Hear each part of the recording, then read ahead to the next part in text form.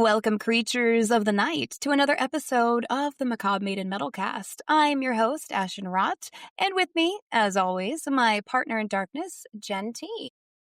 Hey everyone, and today we are summoning a very special guest from the shadowy depths of Athens, Georgia, Vision Video, the band crafting the dance music for the end times. So welcome, Dusty. Very glad to have you. Hi there. Welcome, Thanks for having me. Totally our pleasure. All right. Well, we're going to get here with a few questions here, so hopefully we don't bore you too much. We're going to start off with the origins, though. Yeah, let's dive in.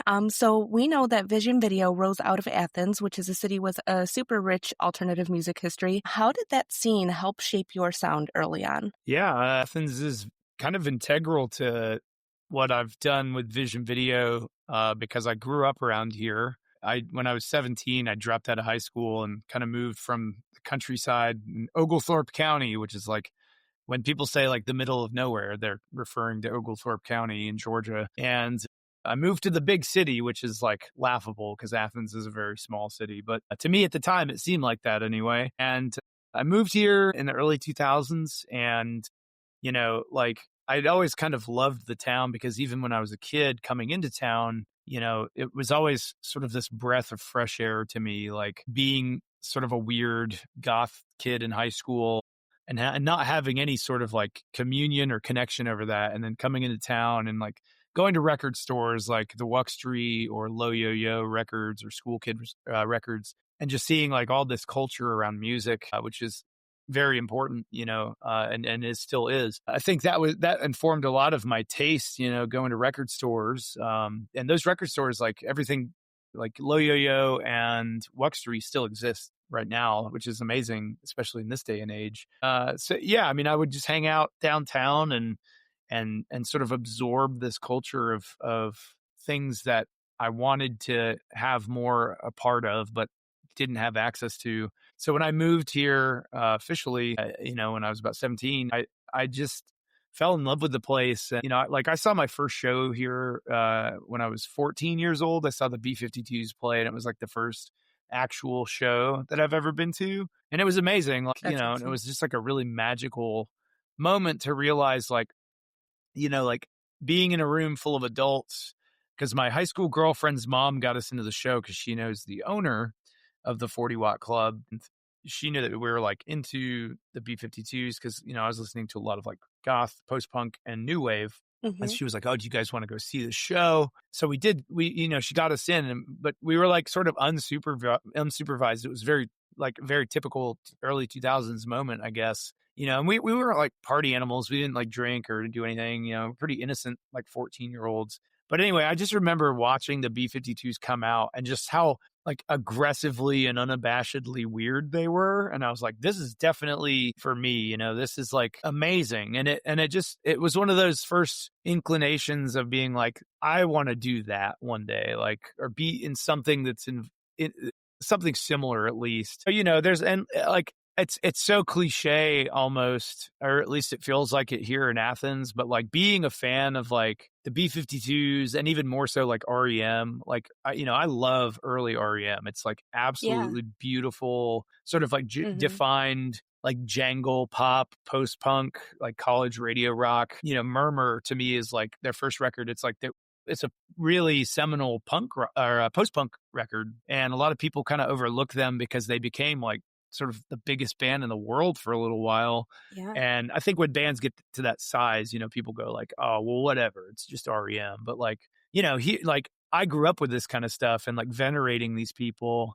And I think a lot of that stuff, like Peter Buck's guitar playing from REM definitely like snuck into my purview of playing, and Ricky Wilson from the B-52s as well. So yeah, and it's like when I came back from the military in 2016 and moved back here, just like I think what's really important nowadays, especially is like the infrastructure of music is still very healthy here. So it's very easy to like start a band and like have a place to play, because in some smaller towns or cities, like, if you start a band, it can actually be really hard to book anything or just get a opening slot for like, even if your friend's the headliner or whatever. It's just hard because there's just so many bands. But here, we have a lot of bands, but we have a ton of venues and they're like of good quality. And yeah, so just being able to play and get your feet, on firm ground with it from an earlier stage of being a band really helped. So yeah, like I said, Athens is very much so a big part of what we have done with the band, and I mean the name itself is actually referential to like there was a chain of like video stores called Vision Video, and it was kind of the punk rock alternative to Blockbuster. Like it was locally owned. There were a few locations, but they were all run by like college kids that went to UGA. And, it was like when I first moved here, I remember I didn't have a driver's license for the longest time, for like a good year of me first living in Athens. And, I'd take the bus everywhere or whatever. But I remember, like going to there was a Vision Video across the street from my apartment complex, and I'd walk there all the time because I was too young to get into like bars and some of the venues because most of the places like 21 up here. So I would just spend all my time like watching like terrible horror movies, and you could go get all the like weird cult movies and stuff at Vision Video. So yeah, like the name itself is like a kind of a love letter to something that is now gone, but very much so a very Athens thing, and feels like, keeping it going to whatever extent. Yeah, for sure. For sure. Going back to something you said, though, kind of struck me as like, it's funny you mentioned about like all the records and stuff, because like I think I bought more records in like the last 2 years than like I ever had before. Yeah. I just have like a wall of them now for some reason. I think that nostalgia is kind of like hitting us real hard these days and keeps coming back. Because I saw people with fanny packs too. And that's like, that's coming back. And those, I never knocked them. I thought those were the coolest things. No, they're practical. It's like, Yeah, right? I mean, it's definitely, I think there's a really intense need for nostalgia societally right now because things are so bad in this country and like, I mean, globally as well. But like, I think when things get really bad, people look back to things that provide comfort, and nostalgia is like absolutely wrought with that. So, that's why I think, goth music and post-punk music and like sort of dark goth aesthetic is back on the rise again, because it's like, this is familiar and this like harkens back, which I find ironic because like when all this stuff was first created, it was actually in like very similar circumstances, like, like a terrible, like Republican president, like trickle down economics just utterly failing, mass inflation, mass unemployment, ecological devastation, threat of nuclear war. I'm like, oh, it's the 80s again. Cool. It really is. But and I wasn't even in the 80s. Yeah, I think that like it's as long as you're not like worshiping nostalgia, I think there's a place for it. But it's also like I look at the goth scene a lot and I'm like, man, and don't get me wrong, like 90% of what I listen to is like considered like 80s, goth or post-punk music.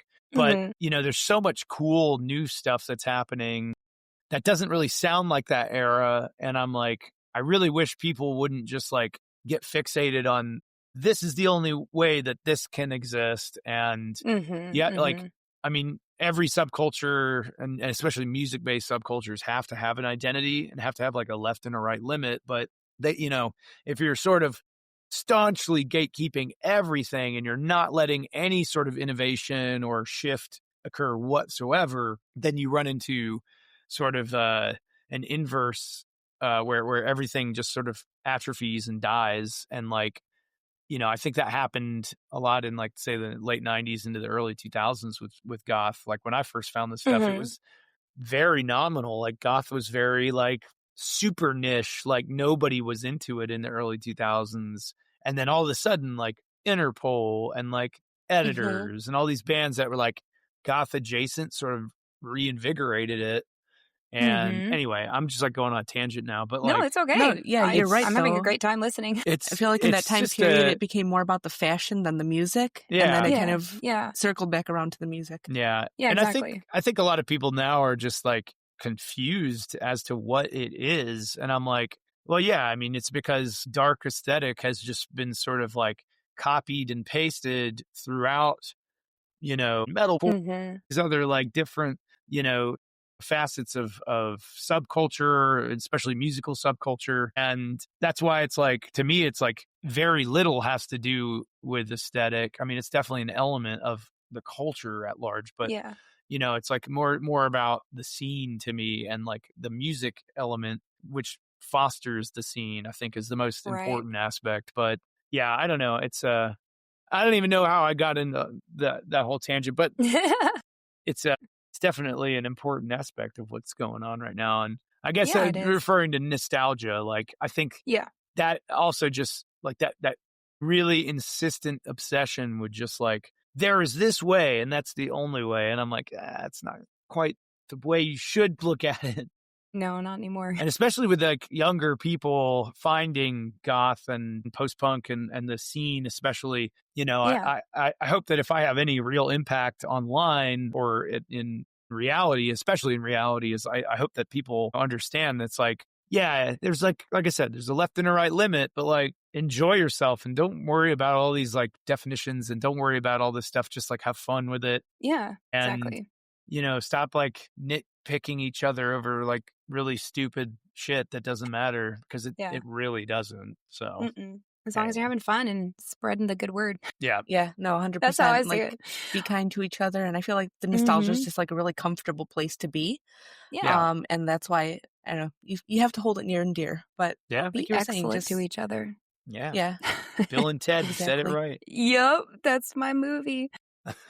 Well, you kind of mentioned it with a little bit, talking about like REM and stuff, like, some of the artists that you have listened to early on, when you were listening to them, is there anyone that you just went to and you're like, man, I really like that? And then you kind of also mentioned a little bit, how it influenced your playing and writing, those kind of things. Do we kind of see any of those little spirits sort of like haunting your work these days? Is there any other bands or anything that sticks out to you? Yeah. I mean, I think most of what I'm working on for the sort of next phase of musical work that I'm creating now is very different, to be honest. Like, I think whereas Vision Video, and unfortunately, like Vision Video is like ending, like we have our last show on Saturday. And it's all just because of like really stupid, petty legal shit that I can't like really go into, but you'll all know very soon what's going on because it's so stupid. But basically, like what, even before I kind of understood that this was winding down, like the stuff that I've been writing for the past, like, especially 6 months it's like in a very, it's in the same vein, but it's got the same kind of voice and timbre in a lot of ways. But I think it's just a lot more aggressive. It's a lot more like to the roots of like what I first loved about this kind of music, which was like that sort of divergent, nebulous, blurry area of punk and post-punk where it was like splitting, but it was still kind of like, well, is this post-punk? Like, I don't know. This is still kind of punk rock, like, TSOL or like The Sound or like early Joy Division or, whatever, like all that stuff where it's just like really intense. And a lot of that, I mean, I actually, in total honesty, I don't think of myself as like an angry person, like at all. Sure. When I was younger, I was like pretty angry, like all the time, just at the world and like this perceived sense of injustice of things, and just being like ruthlessly bullied as like I said, like the goth kid of Oglethorpe County. Didn't make it any better. But nowadays, like I just find it like there's so much in my personal life, especially things with the band that are out of my control, but more importantly, like by far more importantly, like things that are happening in the world that I am like so desperate to feel like I can change, but ultimately cannot as an individual. And it's really made me like quite angry. And I think that I'm just very glad that I have this like outlet for that anger, because not that I would ever, do anything violent or vicious or anything like that. I like to think that I have quite a control of my anger for the most part, but I'm sure.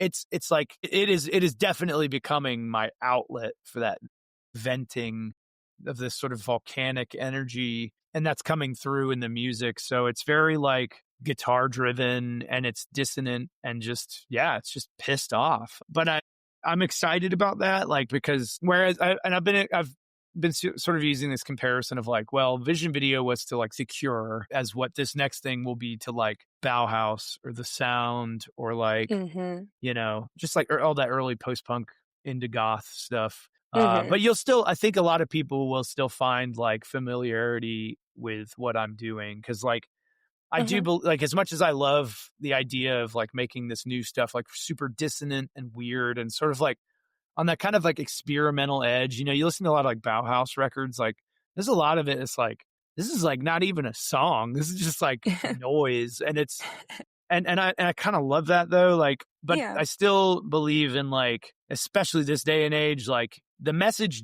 is ultimately the most important thing, but it doesn't matter how good your message is if the song is like not listenable and people don't care to listen to it. So I do believe in like a layer of just like melody that's a little inviting to be like kind of buried underneath this sort of noisy, chaotic dissonance. But you know, I'm also I'm at a phase where like I'm starting over totally from scratch, and it's a new name, it's a new band, it's a new everything. I mean, it's just literally at this point, it's just me. There's nobody else involved, and I'm writing every aspect of it, but that's all just to say it's like really exciting for me because I've never really been on that ground before. Like when we started Vision Video, you know, I was writing the songs. I've always written all of the songs, but like I was posting like stuff on Facebook like 7 years ago, and our original drummer Jason was like, "Hey, that's really great stuff." Like I worked with him at a bar that I was at a music venue I was bartending at, and he was like, "Come over and I'll put some drums behind it." So like very quickly it organically evolved into having somebody else like there with me and like providing feedback and like doing things. But now I miss that stuff, like where you have people to like bounce ideas off of, but it's also like very liberating in the fact that I'm not being like, "Hey, what do you think?" And like, "Oh, well, I don't really agree, but we'll make compromise." Like right now I'm just like full steam ahead. I'm like, "I like that. We're doing that. Cool. High five, me." You know, and it's good job, me. Yeah, and it's cool. It's a little scarier, I think, because you have to be a little bit more like honest with yourself. Like, is this something that I like? Would I listen to this? Because, you know, art is personal, and when you put down something, you're like, "Oh, that's pretty cool." But you know, you have to be like objective about yourself and be like, "Is that cool? Or are you just like fooling yourself?" Like, but it's cool to someone, right? It's It's all good. It's all good. Yeah. That's I guess fair. Sticking with the beginnings or going back to how you started, even before Vision Video, you had a journey that went from soldier to fireman or firefighter, to frontman. So when did the music become the outlet that really helped you process everything that you've lived through? Yeah, I think, you know, I started like, I've always kind of played guitar off and on. Like when I was a teenager, I picked it up and then I kind of put it down. I've learned keyboards for a while and synthesizers. I learned like how to create like sounds from, you know, just like blank noise and like create sound waves through synthesis. And then I kind of put that down for a while, and I was in the military. But really when it was like kind of 2013, 2014, like when I was in Afghanistan, I like, there was a cheap, like beat up acoustic guitar on the forward operating base that I was on. And like the fob had always, you know, there's always like a little room where there's like instruments or whatever, usually at the fobs, but I would just pick it up and take it to my little shack that I lived in. It's this like cinder block shack covered in sandbags. And I would play it like, you know, kind of most nights that we were there. Like, you know, if we were not out on patrol or something and then we're there, I would just like play. And that felt like soothing. I wasn't really writing songs or anything. I was just like literally kind of relearning essentially. When we got back from the deployment, I was stationed in Germany. So I went out and bought this like, what did I buy? I bought like an ESP, which is like, they're kind of like more metal guitars. And I bought this Black Star amp from this little German music shop. And I just played like nonstop when I was at home at my apartment in Germany. And, you know, that was kind of I went and saw a lot of shows around that time too. Like, cause you know, living in Europe, you could fly like anywhere. So I'd fly like to the bigger cities and super cheap. And, you know, I'd go see these shows like and then fly back the next day. And that kind of, I think that reinvigorated like the spirit of like wanting to do it. But yeah, like once I got home and left the active army in 2016 and came back here, that's when it really started to become like apparent to me And then even more so as I joined the fire department and like got through the training and started being back in like very traumatic spaces again. And just understanding like this is a way for me to like take these complicated feelings about things and sort of craft something that expresses them into I guess a more constructive instead of destructive end result. Because like I've been into very destructive habits. It's like I'm very much so. It's funny because it's like I have like hardcore alcoholism like genetically in my family and just like really really addictive behavior, but I guess I just miss those genes because I don't like I can enjoy like drinking.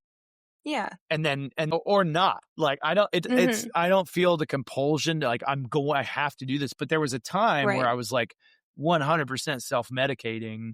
And I'd say like it's about 2018, 2019 where I was just like drinking in excess a lot. And it was like totally just to numb myself of some of the really terrible things that I was seeing like all the time, especially in the fire department. I mean, just Metro Atlanta like was a nightmare, especially during COVID. And like, I mean, the disease itself was terrible. And then everybody went crazy and started doing terrible things to each other.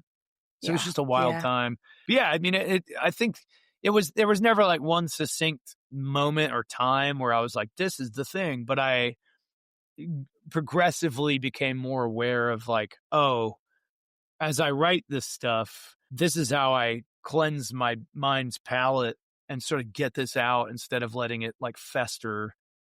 Right. Because it's, I mean, I think, I don't know, like I can always tell, like whenever I go on tour, singing these songs every night, you get a little bit callous to like what you're singing about a lot of the time. But sometimes, it really, really hits me still. And I always feel like I'm in a better mood when I come back from a tour than when I'm leaving for a tour. Sure. And some of that's like because it's fun and it's like the most fun part of being a musician. But like, it's also there is like a catharsis. I do believe in like sort of ritual and ceremony as humans, like where we, even if we're like sort of, if there's a layer, especially when there's a layer of like repetition to it, because it's sort of like it's like mantra, you're just like going through it and you're singing this stuff over and over again, and it sort of exercises yourself and provides strength to yourself. And then the other half of it though is like other people come up to you and go like, hey, like this song Stay means a lot to me, or this song whatever, and you're just like, and they tell you their stories, and sometimes it's a lot, sometimes it's too much.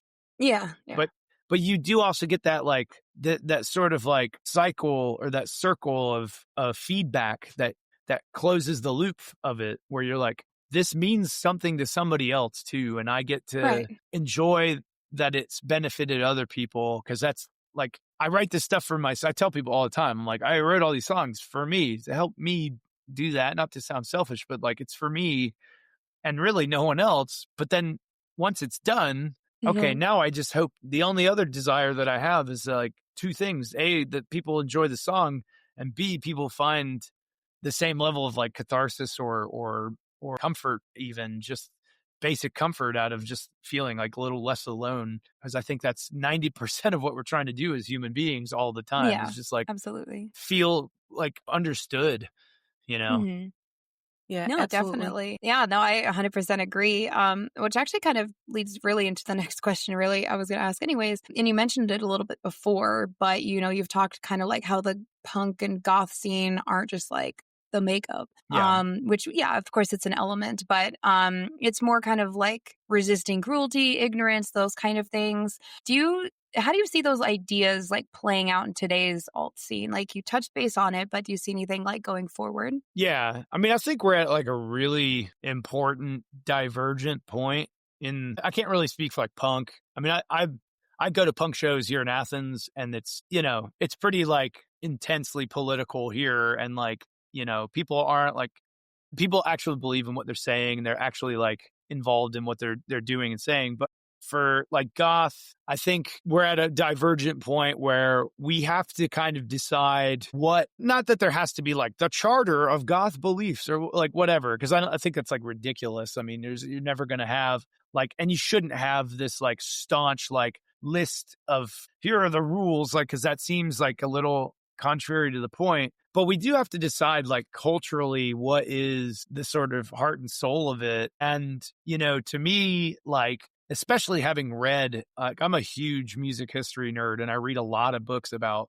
like other bands. Like I've read about, Bauhaus, The Cure, Joy Division. I've read so many books on these bands, post-punk in general, and goth in general. And while there's not like what I would call an explicitly political reverence, there is a implicit and internal political nature to all this stuff. And I think most like sociologists and historians especially would argue that like almost everything has implicit and inherent politics to them. Like walking down the street as a woman has politics. Yeah. Because y'all have to worry about shit that I don't have to worry about and that I don't think about. Like I can walk like, where my wife's house is, there is a neighborhood next here that's like it's actually pretty fine now, but it used to be like kind of violent and dangerous. And I used to actually live there way back in the day. But like I can walk down to that area and I will not like be worried at all. Yeah. But like if she were to walk down there, probably not. Sick. Yeah. She'd probably have to be like, shit. And so there's politics to that, because there's a lot of things at play that we have to analyze, like in especially a sociological perspective. But regardless, like I think I see the rise of this, like there's this like space that's being given a candle to for some insane reason, of these like people that want to participate in what they perceive as like cool, edgy, dark, whatever, but they're very like explicitly like Trump, MAGA cult, conservative, red pill, whatever. And it's so deeply upsetting and disturbing to me, because what they're saying is like, we just want to look cool. And that's all this is. Never mind the fact that like for decades, queer people of color that like were the progenitors of these subcultures. Right. Were walked upon, quite literally beaten down into the ground for creating and facilitating. And now it's like, oh, well, we don't care about you, trans woman, like, but I'm going to wear my makeup and my cool goth clothes. And like, I'm still going to talk shit about you and your existence. And like, without even understanding it, cause more violence to be projected against you because of that, like speech. So anyway, it's all just to say, like, I think we have to kind of decide, like, what does this really mean? And like, what are we doing this for? Exactly. Like, it's one thing to have music taste and just be like, I like the sound of that. But I think most people have to start being a little bit more discerning about why they like things and what it means to them, and not just take things at face value, because otherwise, like, we're all just wearing a fucking costume. And 100%. That's the lamest shit, like, ever to me. Truly. Is just being like, cool, look at me. Like, it's just so, because the whole point of this was to celebrate, like the macabre and understand this sort of like preciousness of mortality and the beauty of life and death. And I think a lot of people, especially look back in the 80s, like with things that were happening, like, the AIDS epidemic, where thousands upon thousands upon thousands of young gay men were dying off in droves. And a lot of gay men were very much so involved in the goth and punk scenes, in the late 70s and early 80s. And it's just like, you have things like that happening, and you're like, well, could you imagine, like, if that was happening today and people are like, well, these queers aren't really allowed in this scene. And it's just like, what are we doing? Like, it's you just can't pick and choose. It's so maddening. Yeah, it's very much so cherry picking. And I think that, the other angle of it that I think we have to sort of like into the realm of analysis of is like, how much are we willing to sort of commodify like subculture, like insofar as like, and we all do it. I do it. We all do it. We buy like some fast fashion stuff, whatever. It's cool. But like, it's sort of against the nature of it, because it's like, we're just buying like uniforms at this point. And we need to like, again, that's like, it's kind of similar to the music. It's like there's a left and a right limit, I guess, to some degree. With aesthetics, I think there's really not much of a limit, but like like we need to be aware of like what we're doing and like why we're doing these things and like what we're facilitating with our money, with our time, with our attention. But yeah, I mean, I think it's at an interesting place because I in my 25 years of being part of the subculture or being like at least interested in it, I'd say like 20 years of actually physically participating in it since I was about like 18. I've never seen it in the state that it is now, like where younger kids are really like, they get it and they care about it and they're like showing up and DIY everything. And they're like, it's true. They care about each other and they're like, they're building community in a real way, not just like on the bullshit internet kind of way. Like, and it's, I mean, I think that they get it because they have, like, we've flirted with it in the early 2000s, but they've never had it and they're hungry for it. So, but we just have to be like, I don't know, like there has to be some regulatory, like sort of abiding ethos, not regulatory, that sounds stupid, but like there has to be an abiding ethos of like, this shit's not okay. Yeah. You know what I mean? Yeah. And it doesn't have to be like when I say like goth is political, people are like, oh, you're just like a Democrat. And I'm like, no, not even close.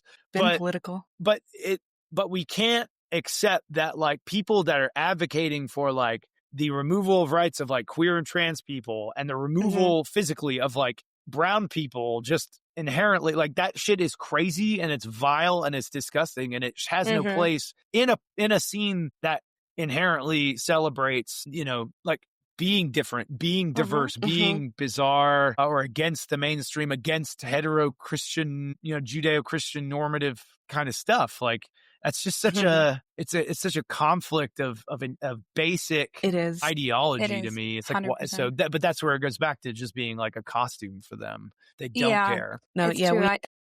100% agree. And I think we've had these conversations until we were breathless, Ash. And I just want to say too, thank you for putting that out there as a Hispanic woman, because we really need more of that advocacy out there. I really appreciate that.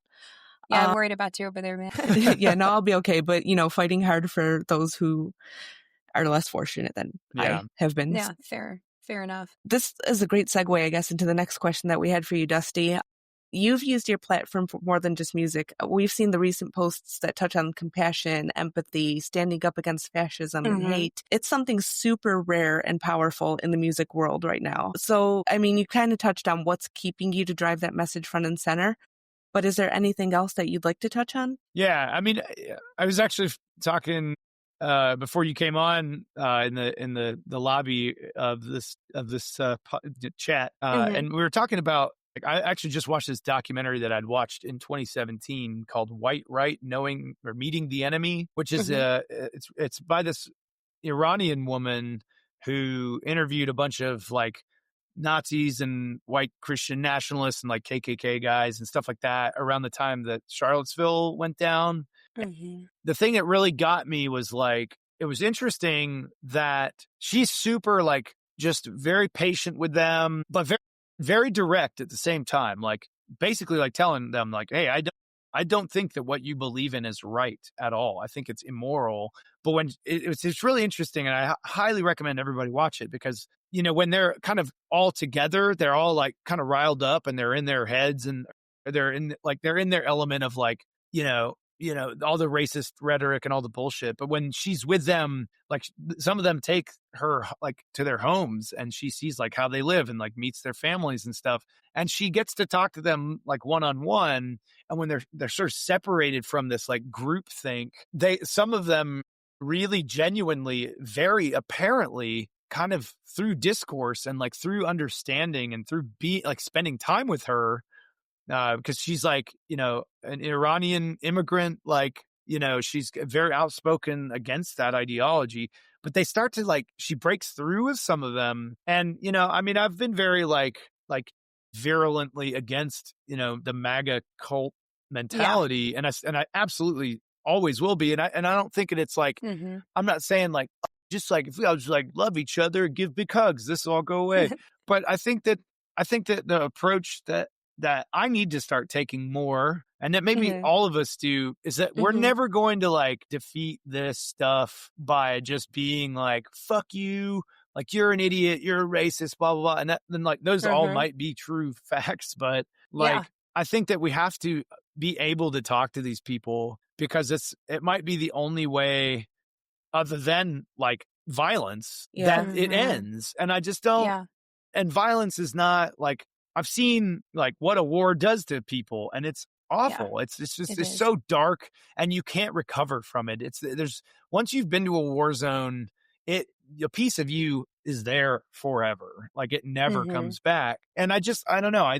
I'm starting to think that maybe we all need to kind of do as she does in that documentary where she's just very like firm, but patient and kind and empathetic and tries to be understanding and tries to find some level of commonality because these people, the way that I've really been understanding it through kind of rereading some historical analysis of like fascism and, both here and abroad, especially abroad, it's like these things dupe working class people into believing that this stuff is in their best interest. Right, and I don't think that most of these people are inherently like evil, like I think people do evil things because they get convinced that it's the right thing to do and that there is an existential threat from things that they just simply don't understand because whether it's lack of education or whatever, and they're just sort of like led along to these horrible actions that they support or partake in themselves.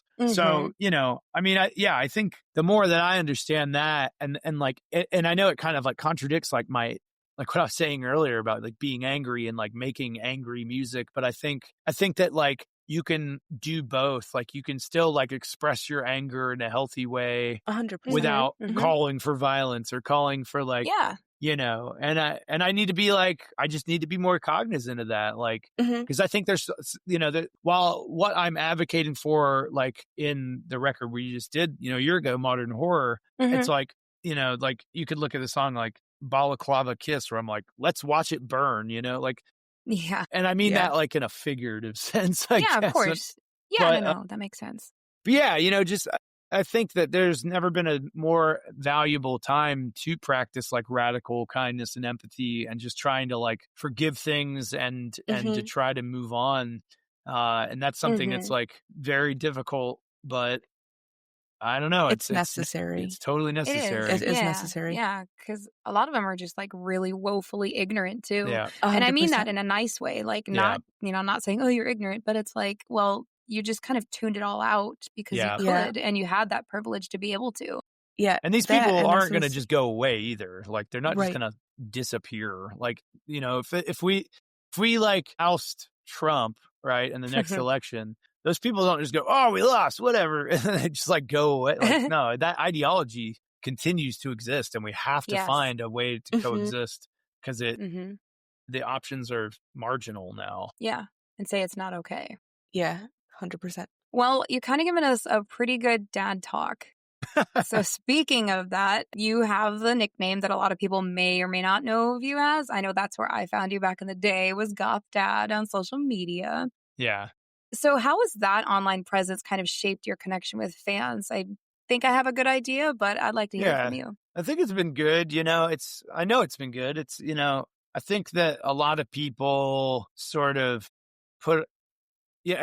if it means something to somebody in a very genuine way, then it's great because I think that, a lot of people don't have father figures or whatever. And obviously like my 30-second videos are not like taking the place of like an actual father figure. But, I think it's just anything I think these days that provides any level of like healthy comfort or just like reprieve from the atrocity of existence these days, I think is a good thing. Yeah.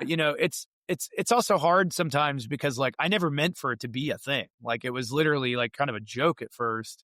And then it sort of evolved, but it got to a place where I was like, I don't know what to do with this anymore because I'm like, I'm not a dad.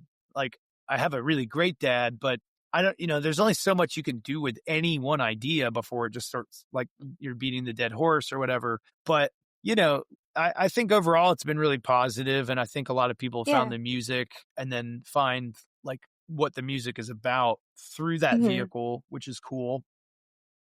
Agreed. Some people sort of take it like way too seriously. I see a lot of like criticism of it online, which is fine. I don't take it to heart. because I'm like, the amount that I take this seriously is like, you're overestimating that. But I don't know, like, I like still hold on to the moniker and the character to some extent.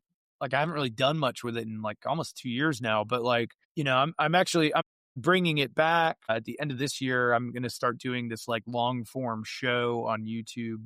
That's more like kind of part horror movie host, part late night show format, where I sort of interview interesting people and bring attention to music that I like and music videos and performances. And then, but there's also like, some shticky little goth dad bits in there.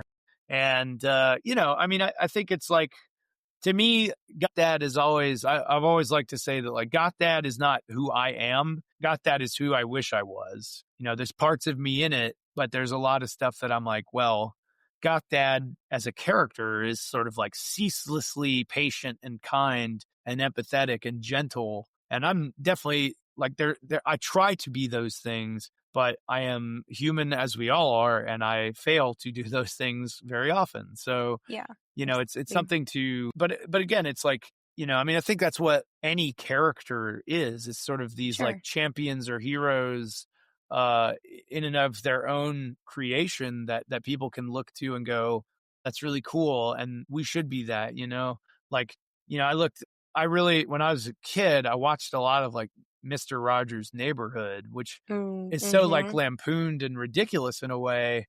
But like when you watch it now as an adult, you're like, wow, like Fred Rogers was like, he was really good at, and obviously like he was a human being. He probably did fucked up shit at some point in his life, like we don't know about it, but everybody does something in their life that they're not proud of, that they're ashamed of. And that's being a human. But like he provided this calm, stable, beautiful, wonderful program for people to watch, especially kids to watch and go, that's something that I should be like. And it even does that for me, like when I'm creating those things, it's like, it's like I almost need like a what would goth dad do, like the what would Jesus do bracelets back in the 90s. Do like, it. Yeah, like that, and that's, it is like I think there is like that installation in my brain now at this point that's like, don't do that because that's kind of fucked up, and goth dad wouldn't do that. So like people will be upset if you do that thing that's not exactly right or whatever. So for me, it's a checkpoint as well. But I don't know. Yeah. I mean, it's also, it feels like everything in the past like 3 years happened like that, and I just never really was able to like catch up with it or like take stock of it. It means a lot to me, and it's definitely like creating that character and like having that online, I think ultimately was a really good thing because it helps at least give some people something to feel comfort in, or reprieve or whatever, or just like a moment of levity, or if not just for a good dad joke. I don't know, but I enjoy it, and I'm glad that people enjoy it. But I also like do wish on the other side of it that people would just like not think that I'm like running, like I don't like run around my house being like, what is goth dad gonna do today? Like I don't like, it's just so ridiculous. Completely fair and valid. Yeah, I mean, it's true. And those cardigans though, they're pretty lit. They are. I do wear those in public though, actually. Perfect. I love that. Very regularly. And I mean, it is winter like, weather, so we hope to see some soon. The cardigan is the best piece of clothing for Georgia because it gets really cold here at night during the late fall and into the winter. But in the day, it'll be like roasting hot. So it's like a light thing that's just warm enough at night. Anyway. Yeah, so 100%. True. I know. I love my cardigans. Yeah, same. And I completely resonate with the Georgia stuff too. I don't know if I've told you, Ash, that I went there a couple of years ago and I was like burning up in the middle of the day. But by nighttime, it was like 50 degrees and I'm freezing. It is makes a no sense. neck-breaking shift in temperature sometimes. It is weird. It'll be such 80 a wild shift. And then it's 50 and you're like, you can't dress for anything. No, and then I was in Virginia for tech school and it was like the same sort of shit. Like, and then there would be like a flash flood out of nowhere. Are you guys okay over there? That's not terrifying. Not fun. All right. Yeah. But just to keep it going, because I know we have to start wrapping up soon here. Recently on your socials, you mentioned that nothing is set in stone. It looks like it might be the end. I know you kind of mentioned here with the legalities and such aside. that this could be like Video's final tour. We were wondering that if you were comfortable talking about it, what can you share about where your heads and hearts are right now? Yeah, I mean, yeah, it is unfortunately the end. I've kind of, without going too far into it, because I kind of can't as of yet, just for legal purposes. I tried to resolve all this stuff through the appropriate channels. I tried to get through to this individual that is sort of legally coming after me for the most petty, like unfounded thing, but it didn't work out. And I talked to my lawyer, and he was like, look, you can spend 70, 80, 90 grand to defend this, and you'll win because you have this massive body of evidence to substantiate whatever you're saying. Right. Like, Vision Video doesn't make that much money. I definitely don't have $9 grand to defend this. So a lot for anybody to recover from. Yeah. And it's just like a lot of it has to do with like the fact that things weren't written down, and anyway, it's kind of a long story that I can't go into at this point. But I mean, it also like it became, and I've been dealing with this for like almost a year now, and it's just become such a like vicious, like cancerous, malignant thing that I'm honestly, as much as I'm sad that the name is going away, and like sort of this special thing that has like connected me to so many people, and that so many people have found comfort in and found like realness in, there's a part of me that's very sad that that's going away, but then there's also a part of me it's like super glad that it's dying, because as a human being, I have lost so much sleep over this, and it's just been it's just been on my mind, like rumination constantly. And like, it's like, you cannot live like that. You cannot sustain that because it just saps you completely. So, I can imagine. the reality is like, this could have been handled in such a like reasonable, civil sort of way. But with this ending, the party that is coming after me is going to get nothing because it's over. And it's just like, well, you should have done this, and then we could have all moved on. But it's just so sad that it has to be like that. But at the same right, like, I'm very, very excited to like put it 6 feet under, keep on with the spooky, metaphor, and like just put the dirt over it and walk away. And I will walk away very fast because I've already mourned it. I've spent all like the past like month like mourning this thing, and until it's kind of done and the legal nonsense is sort of over, I can't really quite get through that doorway to start the next things. It's just a matter of getting there. But it's also provided me, like, kind of to go back to what I was saying about like what I'm working on next, like it's provided me with this like level of excitement to do the next thing that I haven't felt in a long time. Because that's one thing that happens, I think, inevitably, and I think this happens to anybody that creates any kind of art that turns into their career and their like job and their source of income, is that like the magic never goes away, but it's harder to find. And to me, the magic is like when we first started to like grow and we were writing songs and doing those stuff, like I felt it all the time. And I was like so excited. And I was just like, man, I can't wait to go play this show and do this thing. And now I find it like when I'm writing and something really cool happens like out of the ether when you're writing, because it's like that to me is inherently magic. Like you're just making, it's like alchemical magic. It's like you're creating something from nothing, and it just happens. That's cool. And then when you're playing a show and it's just like the feeling of being in front of people and you can see people enjoying it, and it's just really moving and intense. But again, that feeling is harder to obtain, and that satisfaction. But right now I feel very much so like the same feeling I felt, or the beginning of it, to sort of not have this thing looming over me, and I can just freely think about what's next and what do I want to create? What do I want to say? What kind of music do I want to put out into the world? Yeah. And I'm so ready for that. I'm so excited for this energy to sort of be back in because it's a fresh start. It's like it's a new name, it's a new identity, it's even like sonically very different. You know, I mean, you'll still know it's like me because I mean I have a songwriting style, but the tone is different and the energy is a little different. It's a little bit more, you know, rock and roll. It's a little bit more old school. Awesome. Yeah, I don't know. It feels like going back into like uncharted territory, which I think is one of the most exciting parts of being an artist, is like when you're just sort of breaking new ground and being like, what is this and what does this mean to me and how does this affect my life and what I'm trying to do with my life. And so it's going to be Sounds cool. really refreshing, to be honest. It does. Yeah. It's just, you know, planting the seeds for something new. But you do have to do a cover of Rock Lobster. Absolutely. Man. Bring it back to the B-52s. That's such a bop. I love that song. I love that song. I grew up with that silly little thing.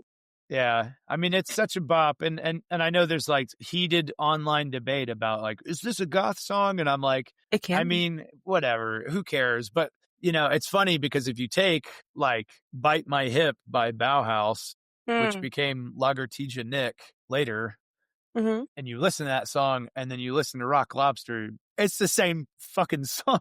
Yeah, right. Basically, like, but you know, come on. whatever. Just be more open-minded. Well, speaking of not at all Rock Lobster in any way, shape, or form, that was, you know, some pretty heavy stuff to talk about, you know, kind of putting one thing down and saying rest in peace. Yeah. So I would like to end it on kind of a little bit of a high note. So we're going to get you for a lightning round. Okay. So don't overthink anything. Just shoot out the first answer that pops into your head. Got it.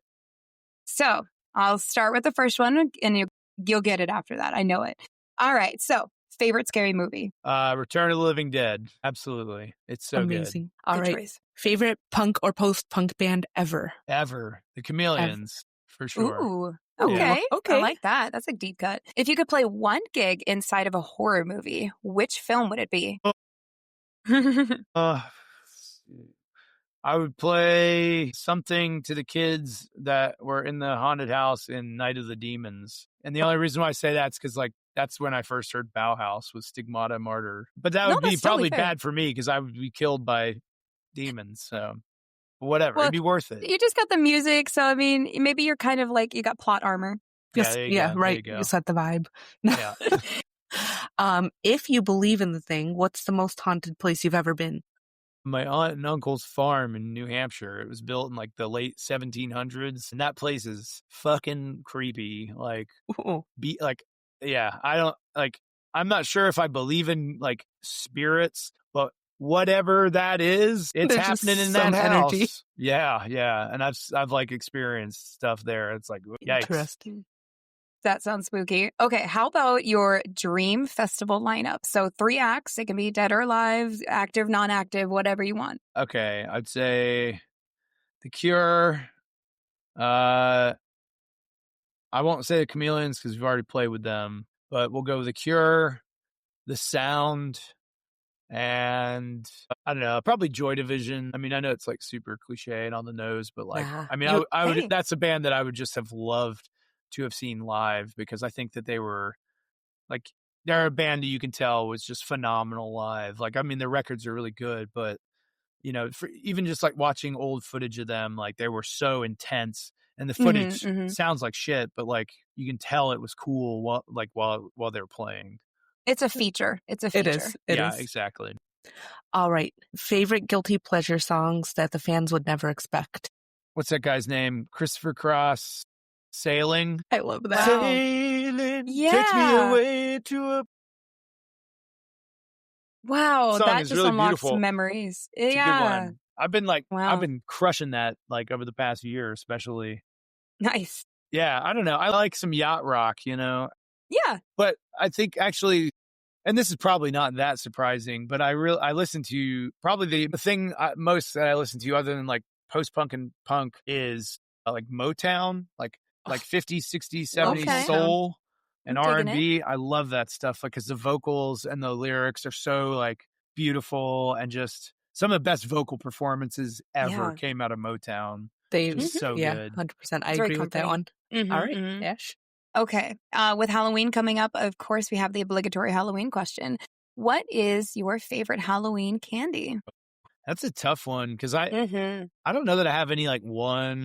I mean, I'm definitely like a Butterfinger guy. Okay, but solid choice. I also really love an Almond Joy. All right, because it's got a little bit. It's like it's a multifaceted candy. You know, it's got like the coconut, it's got the chocolate, but then it also has the almond, which is just it's got a little bit of everything. It's healthy. Yeah, it's like creamy, but Coconut, it's also crunchy. almond? Yeah, it's cool. Yeah, Clearly it's totally it's healthy. It's so healthy. really good for you guys. I just ate a whole bag of it. I'm super healthy now. Yeah, you got all of your your fruits in there. Good job. Yeah, exactly. It's better than my favorite, which is candy corn. I know, Candy controversial. corn's pretty. Candy corn's underrated though. I think a lot of people hate on candy corn. I mean, like there's very few candies I feel like are terrible. Like a circus peanut, that's terrible. That's just that is terrible. It's styrofoam with sugar on it. But like candy corn is okay. I can stay. Yeah. Thank you. I'd give candy corn a solid 5. That's very validating. All right. Who is the biggest scaredy cat in the band? Oh. Well, as of its latest iteration, we had Stephen from Scotland playing, and he's a very big not gruff, but like big burly Scottish man. But we took him here, in Georgia. We have these spiders called Joro spiders, and they're an invasive species of spiders that have popped up in the past like 10 years, but they're like really big. Like the body is like the size of my thumb, and the leg span is like 3 or 4 inches sometimes. Burn it all. And they make these massive, beautiful, but massive golden webs that are very tough. He walked into a web and he was like, no, fuck that. Fuck. And he I've never seen anything like he just was like, oh, I'm not going back there because we're going to check out my backyard. And he was like, no. And he was I don't serious, blame him. so I'm going to give that one to Steven.